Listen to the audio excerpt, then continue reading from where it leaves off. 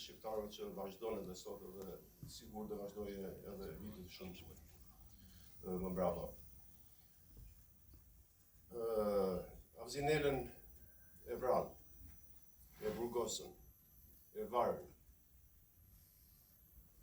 edhe mbasi e varën nuk u knaqën. E futën me një vrim, me një shtyllë, një vrim shtyllë, dhe prapë nuk u knaqën.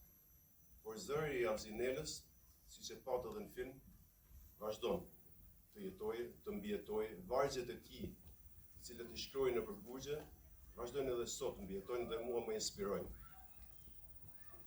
Lindjet e Avzinelës i përjetoj akoma edhe sot. Nuk janë dalë në zërin dhe prap ai mbijetoi. Ja morën jetën dhe prap nuk e ndalën. Por edhe sot, edhe ata që merren jo me Avzinelën si personazh, por me lirinë e njerëzve, të cilët bashkatruan jetën, edhe prapë edhe ata duan t'i përsekutojnë.